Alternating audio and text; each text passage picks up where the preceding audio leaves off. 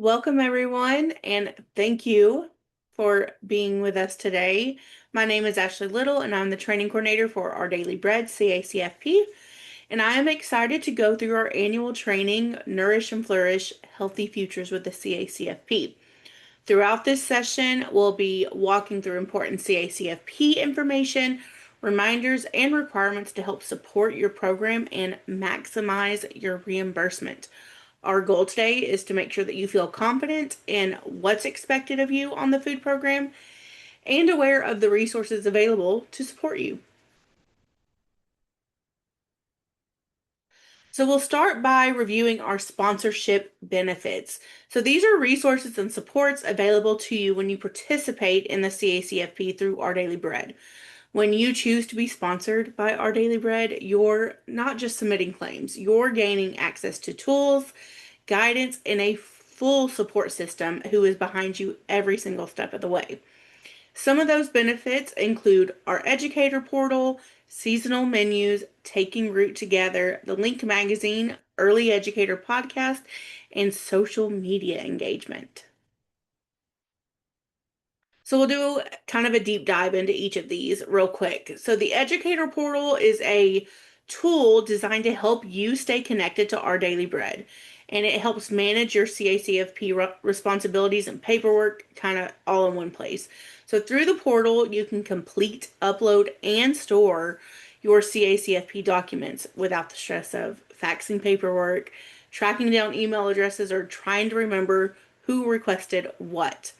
The portal also gives you access to important resources like child nutrition labels, creditable recipes, and CACFP calculators for things like whole grain ounce equivalents and sugar limits. The Educator Portal was created to simplify the CACFP and make your life easier. So next, we'll take a look at what our menus look like. So this is just a little sample from our seasonal menu. You can see that on the left-hand side, we have serving sizes listed. So you'll see exactly what you need to serve and how much of that for each meal or snack. And then you'll see every single thing listed on our menu has a name. And anything where the recipe name is in red, that means it's a homemade recipe. So that requires a recipe. But if you click on it, if you're using it as a digital menu and you click on it, it takes you directly to the recipe for that meal. And it'll tell you exactly how to prepare it, what you need to prepare it, and how it contributes to the meal pattern. And then you'll also see things like WG, WW, and CN. Those signify whole grain, whole wheat, or combination foods.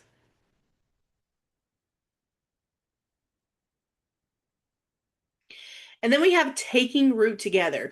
Taking Root Together is a garden initiative program that we have here at Our Daily Bread, where we get to help sites have gardens, whether that's container gardens or raised bed gardens.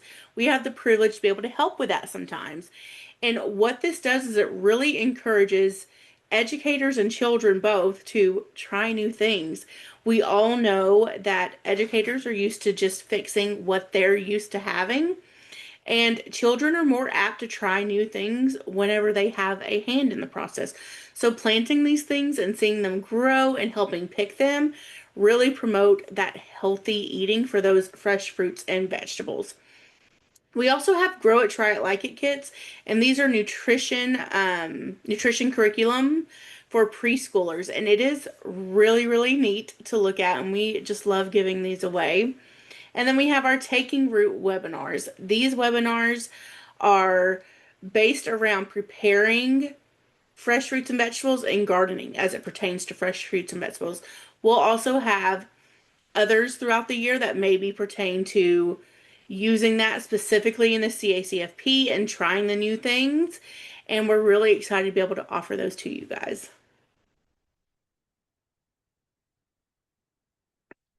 And then we have our Link magazine.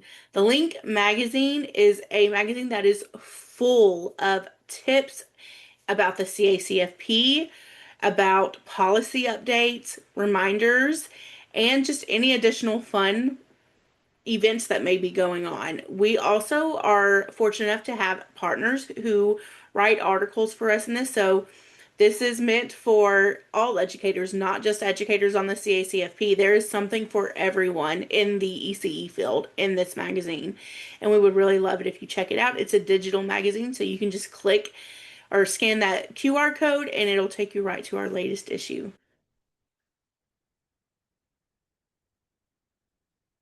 And then we have our Early Educator podcast. This podcast focuses on navigating the joys and challenges of running a successful childcare program, and it's available on YouTube, Spotify, and Apple Podcast. We have a lot of really great episodes on this. Some of them are about dealing with children who have trauma or the finances of running a child care center. We all know, especially those who've been in the field for a while, there is hills and valleys in that. And so this is a way to connect and share things that can be impactful and things you can take back to your community and continue to keep making that impact. And then we have our social media platforms. So we are on TikTok, Facebook, Instagram, YouTube, and LinkedIn. We love using these platforms as a way to share giveaways, talk about fun events coming up, reminders, updates, and just any other helpful information throughout the year. And we would also love if you guys engage with us on this. If you serve a really cool meal, tag Our Daily Bread CACFP in that. We would love to be able to see that and be able to highlight you as well.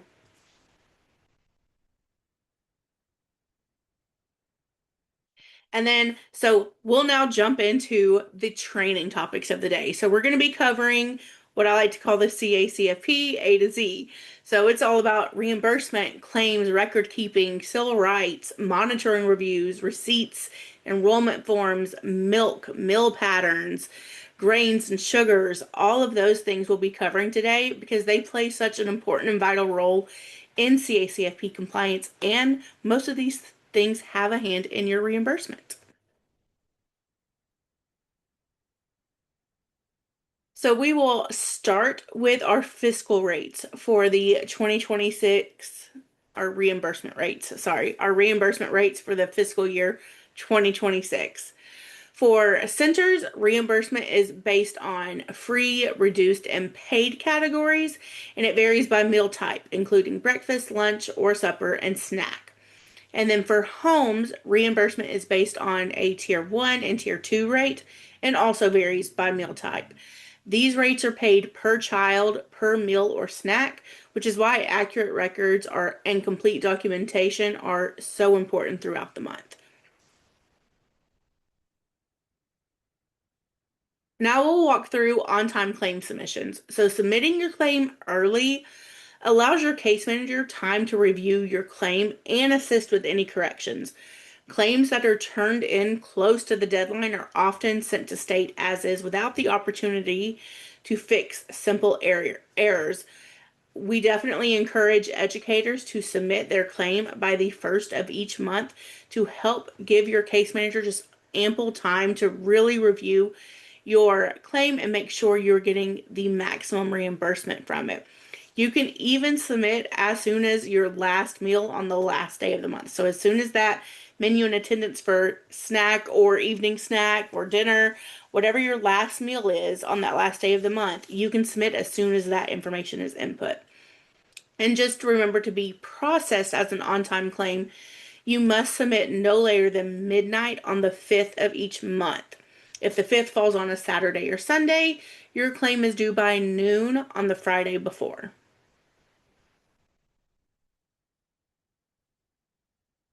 And then we'll talk about late claim submissions. So to be processed as a late claim, your claim must be submitted no later than midnight on the 19th of each month. This is the last opportunity to submit a claim for that month. And if the 19th falls on a Saturday or Sunday, your claim is due on noon the Friday before.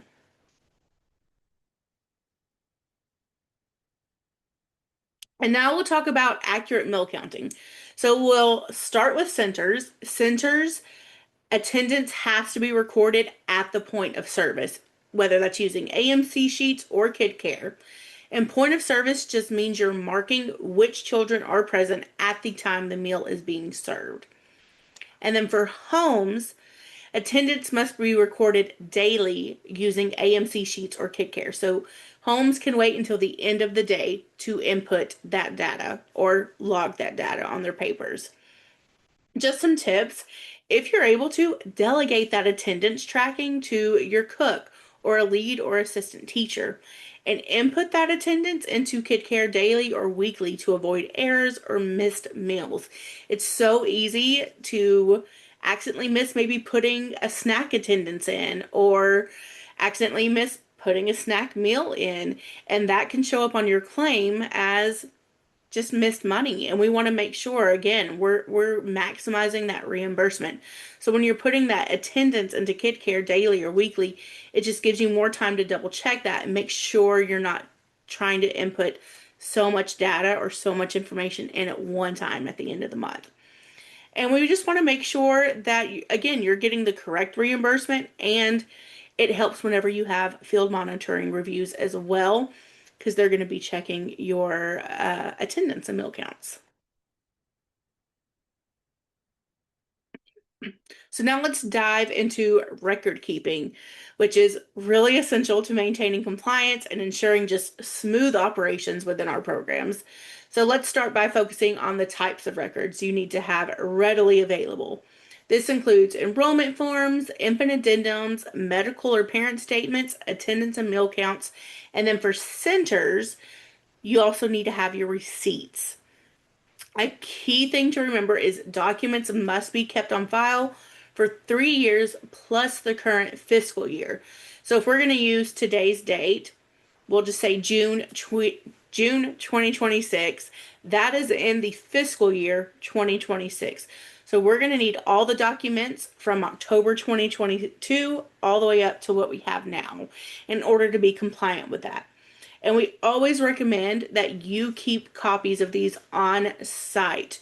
We know that you guys send these to us and we log them digitally, and we're always going to have your back if you ever need those, but it just gives a backup plan to be able to have those on site as well.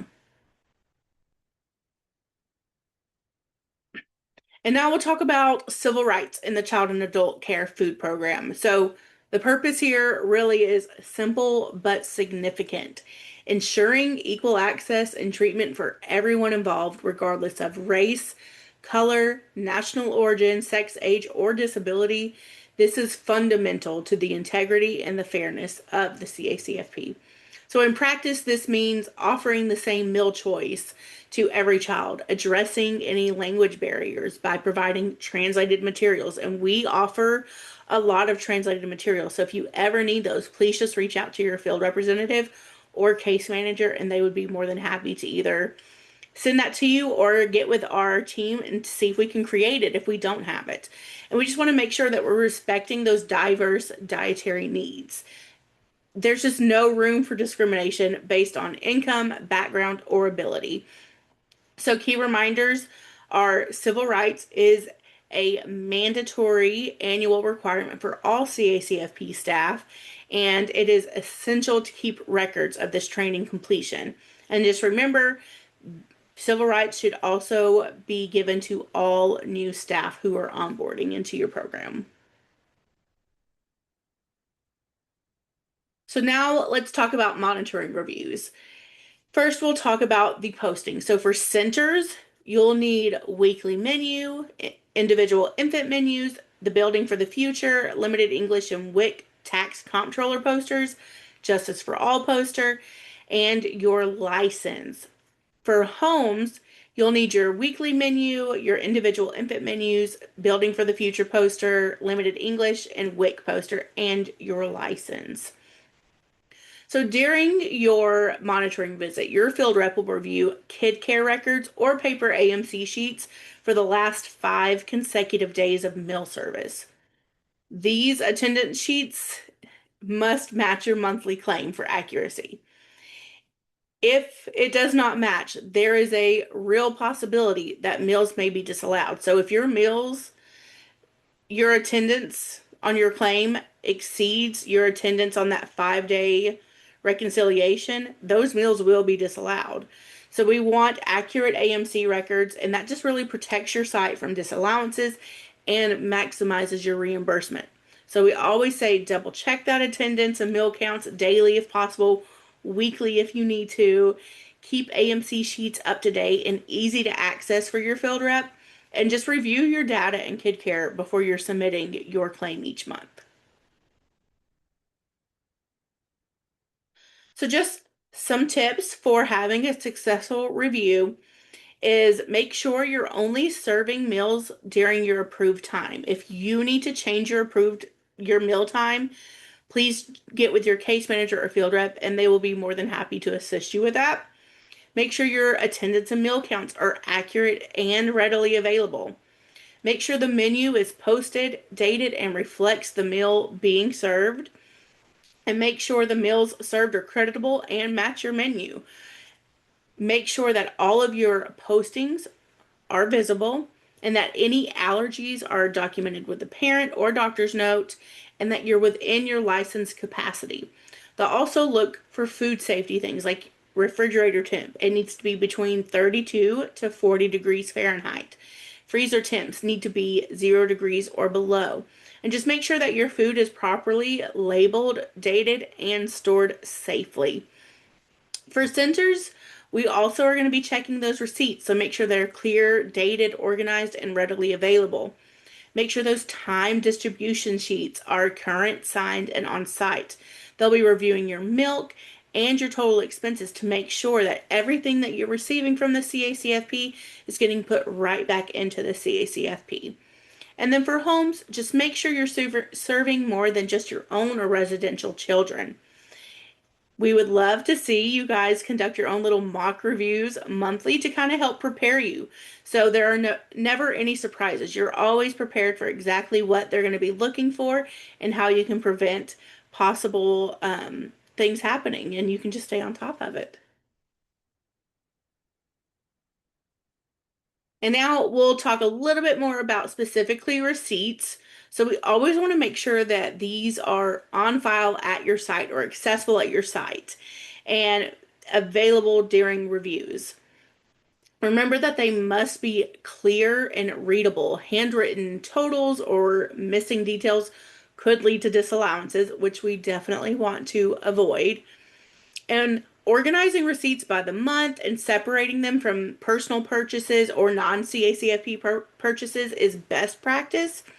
Uh, but if you do just so happen to have both, because we know it happens, you may be having a bubble activity and out on a run to buy some bubbles and bubble wands, and someone from the center calls and says, "Hey, we're out of pears. Can you grab some pears?" This stuff is going to happen. We understand that. So if you have something like that, just use that receipt and highlight the CACFP items. That way it stands out and it's easier for you and easier for the field rep. And then just make sure that on that receipt, we can see the date of purchase, the vendor name, method of payment, subtotal, and we'll see the list of items purchased. So things like food items, milk, and all other creditable meal components, and then supplies even like plates, cups, and paper towels.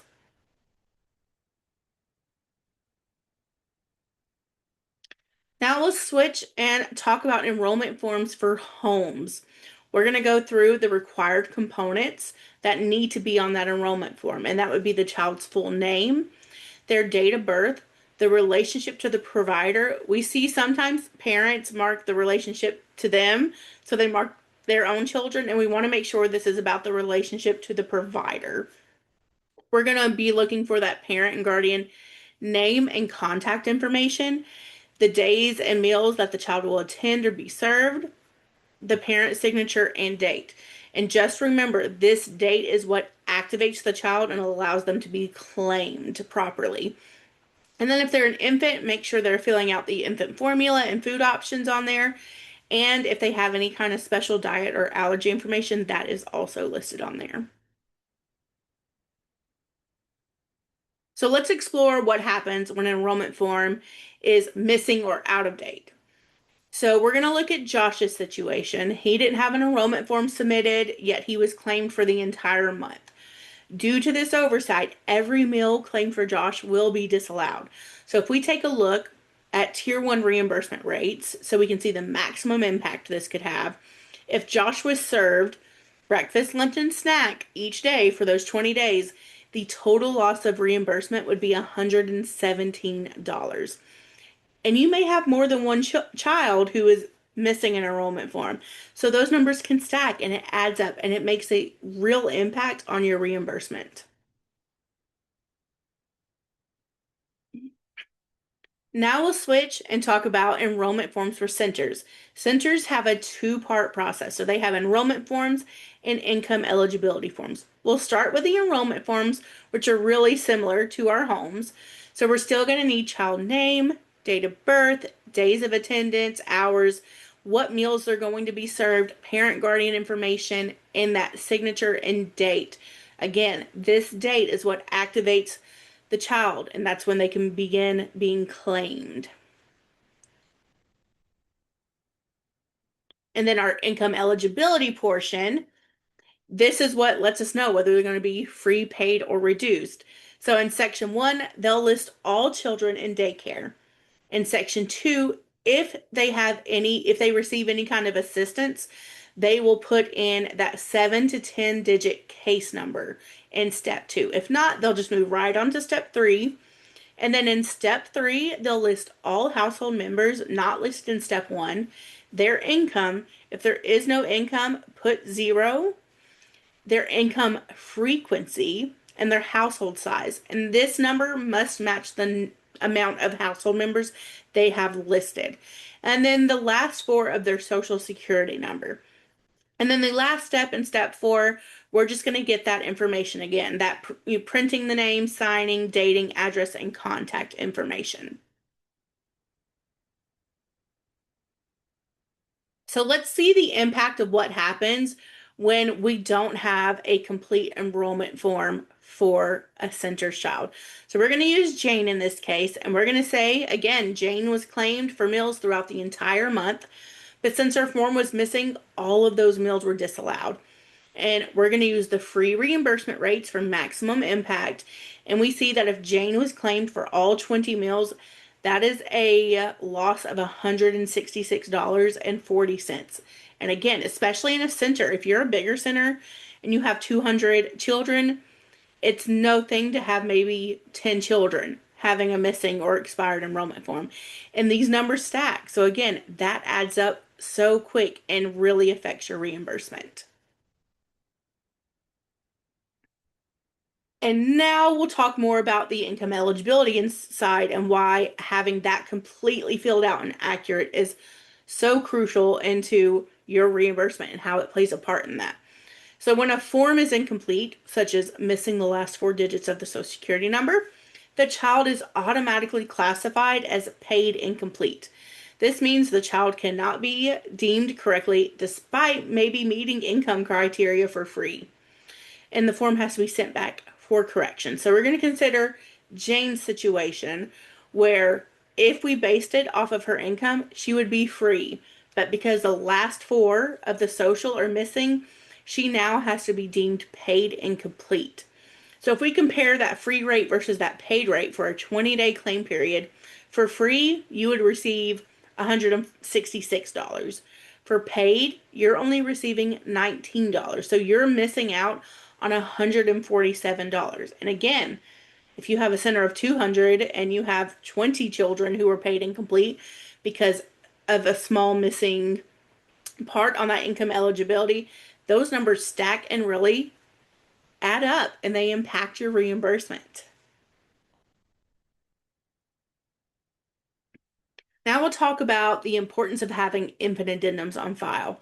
So these have to be on file for every child enrolled aged 6 weeks to 11 months.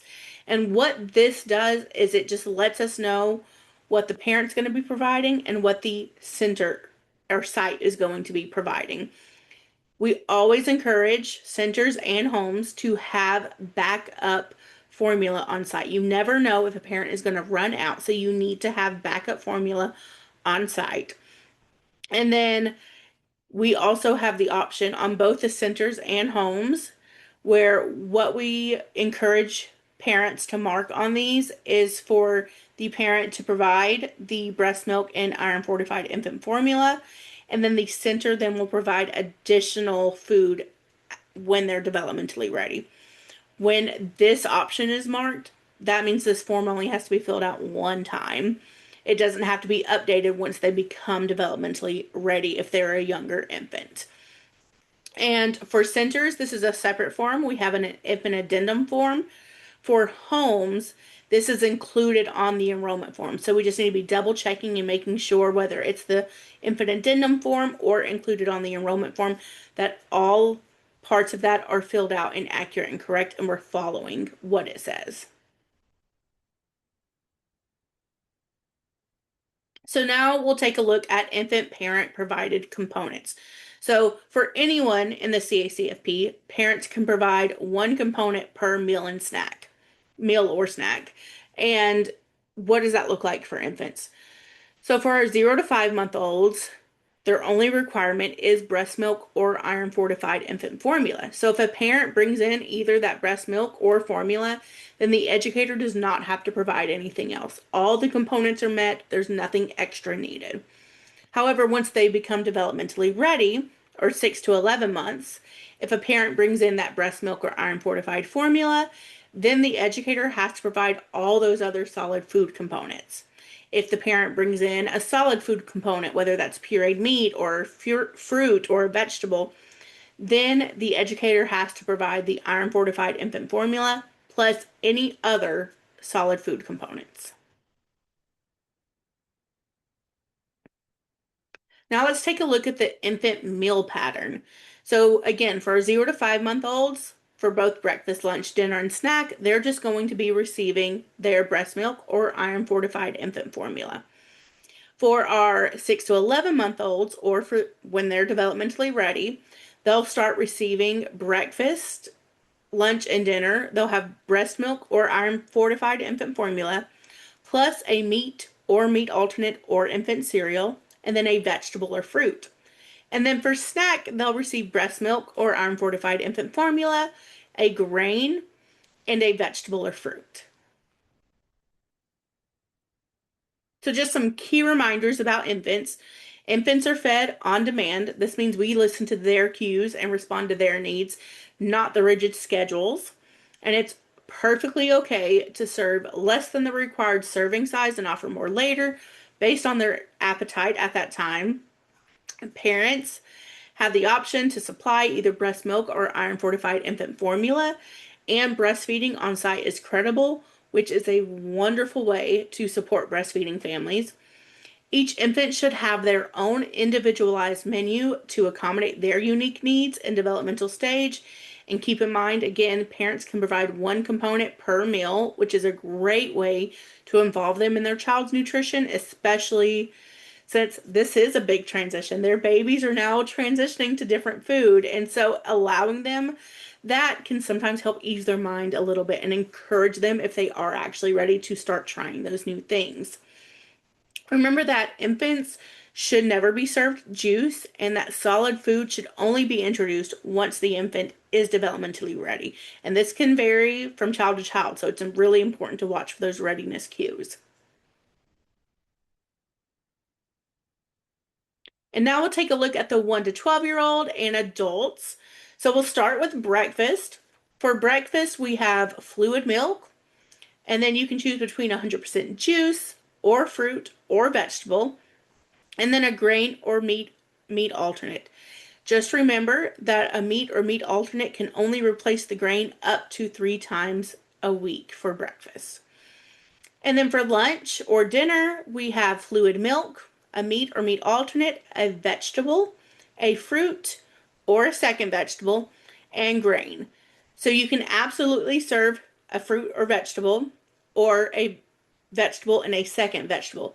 You cannot serve mixed vegetables and call that two different vegetables. You have to serve two separate vegetables. So that may be mashed potatoes and green beans or corn and squash. And it has to be two separate vegetables. So make sure that if we are serving two vegetables, it is actually two separate vegetables. And then we have snack, where you choose two different components. So you can mix and match this any way you would like, whether that's a grain and a vegetable, a meat and a fruit, or a milk and a grain. You can mix and match these any way. We just want to make sure that you're serving two different. You can't serve two grains or two vegetables. This one you have to choose two different components.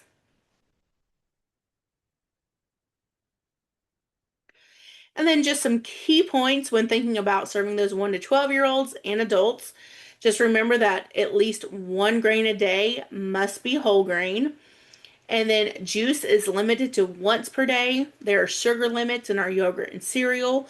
Grain-based desserts are not creditable. You're more than welcome to serve these as extra on top of the meals, but any grain-based dessert cannot count as part of a component in a claimable meal. And then just keep in mind that, again, that meat or meat alternate can replace the grain at breakfast up to 3 times per week. And then specifics for our 1 to 12-year-olds. Again, parents can provide one component per meal or snack. 1-year-olds receive whole milk, and 2 to 12-year-olds receive whole milk, reduced fat milk, low fat milk, or fat-free milk. And then for our adults, yogurt can be served in place of milk once per day, and milk is optional at dinner. So, as we're talking about milk, we all know that there has been an update in the USDA milk servings. And so, we're going to take a minute to go over that a little bit. And so, right now, what we're going to go over is how that affects you, what changes, and what doesn't have to change. So, we'll start with our 12 to 23-month-olds. This does not change at all. We still have unflavored whole milk as the milk type for this age group. We're going to start to see the change as we go into 2 to 5-year-olds. What we see now is they can have unflavored whole, reduced fat, low fat, or fat-free milk. So on top of your typical low fat and fat-free, you now can add whole and reduced fat to that. This does not mean you have to start serving these milks. This just means you have some flexibility that if you wanted to, you could serve these milks. And then we'll see that transition continue into our 6 to 12-year-olds and adults, and they can have unflavored or flavored whole, reduced fat, low fat, or fat-free milk. And then we're going to talk about milk substitutes. So milk substitutes that are nutritionally equivalent to cow's milk require a parent statement. And milk substitutes that are not nutritionally equivalent to cow's milk require a signed medical statement. So we're going to take a look at kind of a chart that breaks down the most common things that we see. So the creditable milk that does not require any kind of statement, it's just creditable on the CACFP, is going to be your whole cow's milk, reduced fat cow's milk, low fat cow's milk, and fat-free cow's milk. And then we're going to move on to creditable milk, which these are milks that are nutritionally equivalent to cow's milk, but they need a parent statement. So that's going to be your low fat and fat-free lactose milk, lactose-free milk, low fat and fat-free buttermilk, low fat and fat-free acidified milk, and soy milk. And then our last category is non-creditable milk. So this is the most common milk types that we see that are not nutritionally equivalent to cow's milk. And that's going to be a lot of your nut milk. So your almond, cashew, coconut milk, hemp, rice, oat milk, and milk supplements. Now let's explore a critical part of the CACFP, purchasing milk for centers. So what happens if you're short on milk? There's a misconception that it's about the cost of each gallon you're missing, but instead it's actually the number of meals that the missing gallons could have served that affects your reimbursement. For example, consider that 1 gallon of milk equals 16 cups. With these 16 cups, you can serve 32 breakfasts to 1 to 2 year olds. If you're short 7 gallons, that is a significant loss. So if we take a look at it, 16 cups of milk serves that 32 1 to 2 year olds, and 32 breakfast at a free rate, because again, we want to see maximum impact, is $78. So that's $78 per gallon. So if you're short 7 gallons, that's $551 that you are losing out of your reimbursement because you were 7 gallons short on milk. So, how do we make sure that doesn't happen? We do a milk audit. So, this is why it is so important to have your menus and attendance in daily or weekly, because the more up to date that is, the more often you can check this and make sure you have what you need. So, we check our milk audit by logging into KidCare, and then we're going to go to claims on the left toolbar, go to that milk audit button, and we want to double check and make sure we're on the correct month. And then we're going to view required gallons. And it's going to tell you exactly how much milk you should have based on your menus and attendance. So again, if your menu and attendance is not up to date, this is not going to be accurate. That has to be in and up to date for this to formulate correctly. And so you'll know exactly what you need. So you can kind of get a view of, okay, I need to buy more milk, or I'm overbuying milk, and kind of review that and make sure you're always on top of having enough milk. Now we'll talk about serving grains in the CACFP. So again, at least one grain per day must be a whole grain. And we need to remember that grain-based desserts like those cereal bars, granola bars, and Pop-Tarts are not credible. Again, you can serve them as extras, but they cannot be counted as a meal component in a claimable meal. So let's kind of talk about the grains themselves. How do we know if something's whole grain? So you're looking for food that is labeled 100% whole wheat, or entire wheat. You want to be very mindful of packaging that says made with whole grain. If you look at the nutrition label on most of those and the ingredients, they are actually not whole grain. It's just a packaging thing that grabs your attention, and we just need to be very mindful of that. So don't always take that at face value. It's just because it's made with whole grain does not mean it is whole grain. You can also use the state WIC list. These have whole grains on them. And then lastly, you could use the ingredients and look at the rule of three. So that just means the first ingredient must be whole grain, and then the next two grain ingredients must be either whole grains, enriched grains, bran, or germ.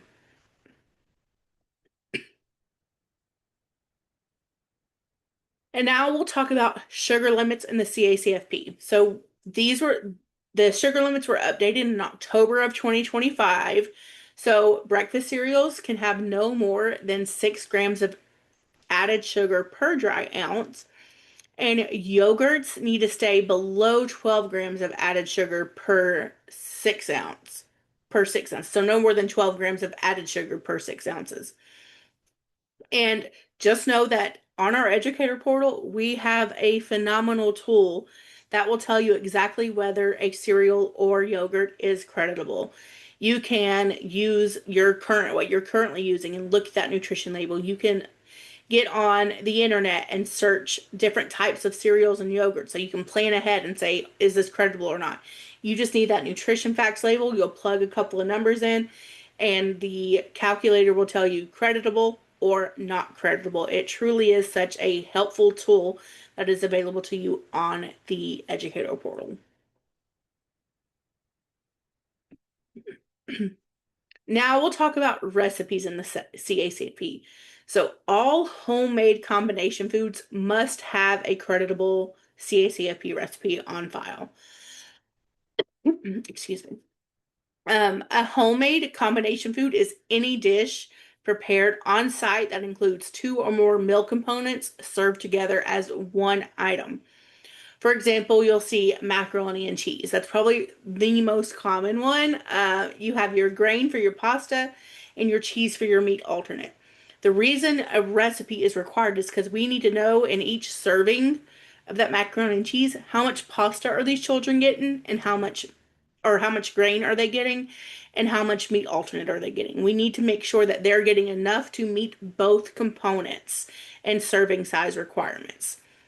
And then also things like chicken Alfredo. You have your pasta and your chicken. Taco salad, you have your meat alternate, your vegetable, your grain. So there are many different things that could require a recipe. And again, we have seasonal menus that if we have recipes on there, it has everything you need to be successful and stay in compliance with that as well on our educator portal.